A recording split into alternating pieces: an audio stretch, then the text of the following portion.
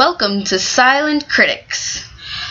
The day is September 30th, 1927. After a bright and sunny afternoon, the evening is going to get a little breezy. For today's show, we have a special guest star from the motion picture, The Jazz Singer. As you all may know by now, this Warner Brothers picture is on the up and up. Yes, we do, and boy, is he the bee's knees. But first, let's cover the news of the day. For all you Yankees fans out there, today's game against Senators must have been the cat's meow. We took the game away with a score of 4-2, with Babe Ruth hitting a record-breaking 60th home run. It's cold, it's refreshing, your remedy after a long day's work. Drink Coca-Cola.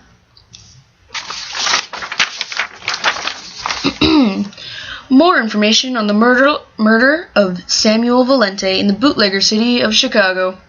There is still no substantial evidence linking the alleged Al Capone to the murder, but we know now Valente was a torpedo from Cleveland, Ohio, hired on by rival hooch bosses to gank Mr. Capone. Gee golly, the poor sap. Let's change to a happier tune and allow me to introduce the talented Al Jolson. Thank you, Freddie. It's great to be here. So tell us what you can about your character's role in this new motion picture. Well, Frankie, I can't say much, but I play the young Jackie Robinowitz, whose traditional Jewish father wants him to follow in his footsteps, but drives him away instead. Yes, but why does young Jackie not want to follow suit with his father?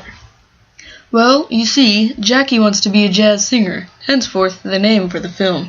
After a rough beating from his father, Jackie runs away and makes quite a name for himself on stage under the pseudonym Jake Robin. So the young Jackie fulfills his dream and becomes a jazz singer. Then what? Well, I guess you'll just have to go find out for yourself. Yes, I guess we will now, won't we? What is your opinion on this new way of filming, Al? I think it's just ducky. The new Vitaphone Mr. Warner invested in will really pay off in the end, in my opinion. What effect will this new technology have on the film that will make it different from those past?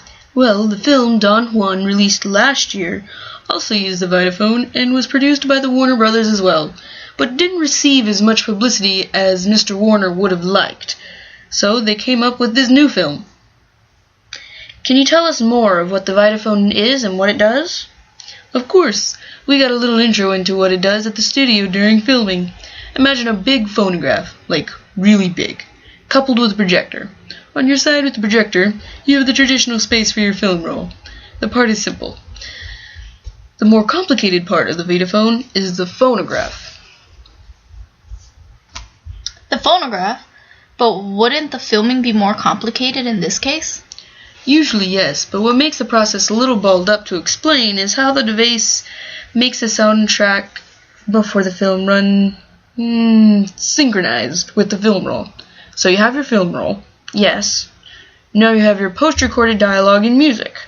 Yes, that'll make sense. But what do you mean by runs them synchronized?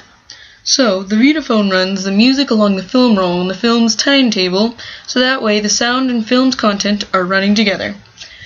Horse feathers, that's baloney. I swear, it's the future of the film industry. You really think so, Al? Absolutely. That seems to be all the time we have for today, folks. Join us again next time on The Silent Critics. A big thanks to our special guest, Al Jolson. Be sure to get a wiggle to those theaters next week on October 7th to see his new film, The Jazz Singer. It was my pleasure. Now here's a tune from Louis Armstrong and King Oliver. Thank you, and good night.